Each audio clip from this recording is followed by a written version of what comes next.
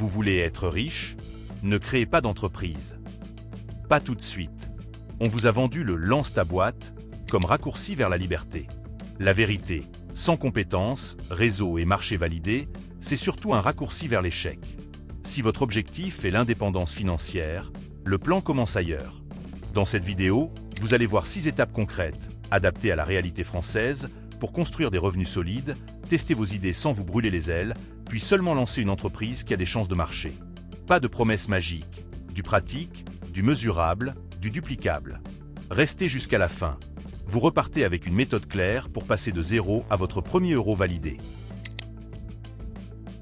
On nous répète partout la même chose. Si tu veux devenir riche, crée ton entreprise. On voit des influenceurs sur TikTok, Instagram ou YouTube nous vendre l'image de l'entrepreneur libre, qui voyage, qui travaille 2 heures par jour et qui encaisse des millions. Et la vérité? En France, la moitié des entreprises ferment avant 5 ans, selon l'INSEE. Et ce chiffre ne dit même pas tout. Beaucoup ne survivent pas à la première ou la deuxième année. Pourquoi? Parce que l'entrepreneuriat, ce n'est pas seulement avoir une idée. C'est de la gestion, du marketing, de la fiscalité, du droit, de la stratégie. Et sans expérience, la probabilité d'échec est énorme. Prenez un exemple simple. Chaque année, des milliers de Français lancent une micro-entreprise pour vendre en ligne, souvent en dropshipping. Sur le papier, ça a l'air simple. En réalité, au bout de quelques mois, 90% abandonnent parce qu'ils n'ont ni marge, ni trafic, ni stratégie long terme. Et ce schéma se répète dans la restauration, le coaching, l'artisanat, partout. Pourquoi? Parce que créer une boîte n'est pas la première étape pour devenir riche, c'est l'aboutissement d'un processus. C'est comme vouloir courir un marathon sans jamais avoir fait un seul footing. Vous partez avec de belles chaussures neuves, mais après 3 km, vous êtes déjà épuisé. L'erreur numéro 1, c'est de croire qu'on peut s'enrichir uniquement grâce à un statut juridique, une SARL ou une SASU. La réalité, c'est que ce qui rend riche, ce sont les compétences, la valeur qu'on apporte, le réseau qu'on construit et la capacité à résoudre un problème mieux que les autres. Et ça, aucun formulaire d'immatriculation ne vous le donne. C'est pour ça que dans cette vidéo, on ne va pas vous dire de foncer tête baissée et de déposer vos statuts demain matin. On va voir ensemble les 6 étapes concrètes pour poser des bases solides, valider vos idées, et ensuite seulement créer une entreprise qui a de vraies chances de réussir. Étape 1, identifier ses talents naturels. On entend souvent ce conseil, suivez votre passion. Mais soyons honnêtes, ce n'est pas toujours un bon conseil. Si votre passion, c'est jouer à la console ou collectionner des timbres, ça ne paiera probablement pas vos factures. Et si vous n'avez pas de passion claire, ce conseil devient totalement inutile. La vraie question à se poser, c'est « Quels sont mes talents naturels ?» Autrement dit, dans quoi est-ce que j'ai toujours été bon, parfois sans même y penser? Certains savent convaincre et vendre. D'autres ont un esprit analytique et excellent dans la finance. Certains sont organisés, d'autres créatifs. En France, beaucoup de réussites ne viennent pas d'une passion, mais d'une compétence exploitée intelligemment. Exemple, Michel-Édouard Leclerc n'était pas passionné par les supermarchés à 20 ans. Mais il avait compris comment négocier, acheter moins cher, et ça a changé toute la distribution française. Exemple, Xavier Niel, le fondateur de Free, n'a pas commencé par sa passion, mais par ses compétences techniques en télécom. Le principe est simple. Si vous voulez augmenter vos chances de réussite, vous devez capitaliser sur vos points forts existants. Pourquoi? Parce qu'il est 10 fois plus facile d'améliorer une compétence naturelle que d'apprendre de zéro quelque chose qui ne vous correspond pas. Alors, comment faire concrètement? Demandez-vous dans quelle situation les autres vous sollicitent spontanément. Notez les compliments que vous recevez le plus souvent. Observez les tâches qui vous semblent faciles alors que les autres galèrent. C'est exactement là que se cache votre zone de richesse potentielle. Et si vous vous dites « Oui, mais je n'ai pas de talent particulier », rappelez-vous que même des compétences simples, comme la rigueur, la communication ou la capacité à expliquer clairement une idée, peuvent devenir extrêmement monétisables une fois développées. Retenez ceci, vos talents naturels sont vos leviers de départ. Ils ne vous rendront pas riche immédiatement, mais ce sont eux qui vont vous permettre de construire les premières briques solides de votre avenir financier. Étape 2, consacrer ses efforts à son emploi. Aujourd'hui, beaucoup rêvent de quitter la matrice. On voit sur les réseaux des discours comme « ton patron t'exploite »,« lâche ton job et monte ton business ». Résultat, certains font ce qu'on appelle la démission silencieuse. Ils restent salariés, mais ne donnent plus que le minimum. C'est une erreur fatale. Parce que la façon dont vous faites les petites choses, c'est exactement la façon dont vous ferez les grandes. Si vous bâclez votre travail aujourd'hui, il y a de grandes chances que vous reproduisiez les mêmes erreurs dans votre futur business. Un emploi, même banal en apparence, est une école gratuite. Travailler dans la vente vous apprend à convaincre. Travailler dans la restauration vous apprend à gérer la pression et le service client. Travailler en usine vous apprend la rigueur, les process, la productivité. Chaque expérience, même si elle ne vous passionne pas, est une brique de compétences transférables. En France, beaucoup d'entrepreneurs qui réussissent le disent. Ils n'ont pas appris uniquement à l'école, mais surtout sur le terrain. Regardez dans l'artisanat, par exemple. Un futur patron de PME commence souvent comme apprenti, puis salarié, avant d'ouvrir son atelier. Les années salariées, ce n'est pas du temps perdu, c'est un entraînement. La bonne attitude, c'est de se dire « je travaille d'abord pour apprendre, pas seulement pour gagner ». Si vous êtes dans un job aujourd'hui, au lieu de compter les heures, posez-vous cette question. Quelles compétences je peux extraire d'ici qui me serviront demain, dans mon projet ou dans mon investissement? Même dans les pires jobs, il y a toujours quelque chose à apprendre. Une technique, une organisation, un process, une erreur de management à ne pas reproduire. Et ça, c'est de l'or que vous accumulez sans même vous en rendre compte. Étape 3. Cultiver son réseau et son image. On a tendance à croire que dans la réussite financière, les compétences suffisent. C'est faux. Vos compétences, sans réseau et sans image, c'est comme une Ferrari sans carburant, puissante mais immobile. En France, énormément d'opportunités passent par le relationnel. Une recommandation d'un collègue, une présentation faite par un ami, un ancien camarade de promo qui vous ouvre une porte. Souvent, c'est ça qui déclenche un projet, un contrat ou une carrière. Et le réseau ne fonctionne que si vous avez aussi une image crédible. Parce que dans la réalité, les gens jugent vite, parfois en une seule interaction. Sur LinkedIn, sur vos réseaux, dans un entretien, ou même lors d'un café professionnel, ce que vous dégagez compte autant que ce que vous savez faire. Exemple français. Beaucoup de startups de la French Tech n'auraient jamais levé de fonds si leurs fondateurs n'avaient pas su inspirer confiance, soigner leur pitch et cultiver leur réseau auprès des bons investisseurs. Dans l'immobilier, combien d'agents réussissent parce qu'ils ont un carnet d'adresses solide et une réputation impeccable? Alors, comment travailler ça? Soignez votre présence en ligne. Un profil LinkedIn clair, professionnel, avec vos points forts mis en avant. Soyez présent dans la vraie vie. Salons, événements, rencontres, associations, conférences.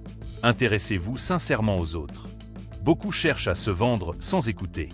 Or, en business comme en amitié, celui qui écoute et apporte de la valeur aux autres se crée toujours plus d'opportunités. N'oubliez pas, on ne réussit jamais seul. Vos compétences sont vos fondations, mais vos relations sont l'échafaudage qui vous permet de monter plus haut. Et dans un monde saturé d'informations, il est plus simple que jamais de sortir du lot. Si vous osez vous montrer, avec authenticité et professionnalisme. Étape 4. Observez et notez les problèmes. Vous voulez une idée de business solide? Alors arrêtez de chercher l'inspiration magique. Et commencez simplement par observer. Chaque entreprise, chaque métier, chaque secteur a des failles. Et ces failles, ce sont des opportunités déguisées. Exemple, beaucoup de salariés français se plaignent de leur patron. Mais ce qu'ils oublient, c'est que derrière chaque patron incompétent, il y a une leçon.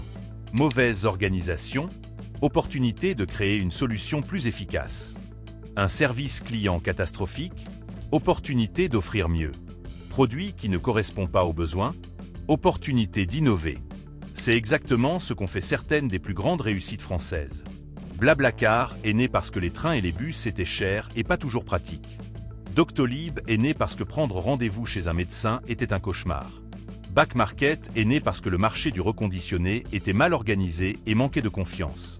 Tous ces entrepreneurs n'ont pas cherché une idée cool. Ils ont juste noté les problèmes existants, puis ils ont apporté une meilleure solution. Vous aussi, vous pouvez faire la même chose dès maintenant. Dans votre entreprise actuelle, observez ce qui ne fonctionne pas. Dans votre quotidien de consommateur, notez les frustrations récurrentes. Un service qui met trop de temps, une app qui bug, une démarche administrative inutilement compliquée. Dans vos conversations, écoutez les phrases qui commencent par « le problème, c'est que ». C'est là que se cachent les opportunités. Le réflexe à adopter, tenir un carnet des problèmes. Chaque fois que vous repérez une faille, notez-la. Un jour, ce carnet peut valoir de l'or, parce qu'il contiendra la graine de votre futur projet. Étape 5. Tester avec une activité secondaire. Créer une entreprise directement, sans filet, c'est dangereux. Beaucoup investissent toutes leurs économies dans une idée non validée et se retrouvent ruinés en quelques mois. La solution? Commencez petit. Testez avec une activité secondaire. En France, c'est même la voie la plus intelligente. Ouvrir une micro-entreprise pour lancer un service en freelance. Tester un e-commerce sur Etsy, Le Bon Coin ou Vinted avant de créer une vraie boutique en ligne. Lancer une formation en ligne en petit comité avant d'investir dans une grosse plateforme. Le principe est simple. Vous validez le marché avant de vous engager à 100%. Prenons des exemples français récents. Beaucoup d'artisans ont commencé en proposant leurs services sur des plateformes comme Malte ou 5 € avant d'ouvrir leur propre boîte. Des créateurs de vêtements ont testé leurs modèles sur Instagram et TikTok, puis seulement après, ont monté leur marque. Des investisseurs immobiliers ont débuté avec une location courte durée dans leur propre appartement avant de multiplier les biens. C'est ce qu'on appelle un MVP, un produit minimum viable. En clair, vous lancez une version simple, imparfaite, mais suffisante pour voir si les gens paient. Et là, vous avez une donnée précieuse, le vrai retour du marché. N'oubliez pas, les avis de vos amis ou de vos proches ne valent rien. Ce qui compte, c'est de voir si quelqu'un sort sa carte bleue pour acheter. Et souvent, vous découvrirez la loi des 80-20. 80% de vos résultats viendront de 20% de vos efforts. 80% de vos ventes viendront de 20% de vos produits. Votre rôle, c'est d'identifier ces 20% et de les amplifier. Tester à petite échelle, c'est comme faire une répétition avant le spectacle. Ça vous évite de jouer votre avenir financier sur une seule tentative. Étape 6. Se lancer pour de vrai. Arrive enfin le moment de vérité. Lancez votre entreprise. Mais attention, pas n'importe comment.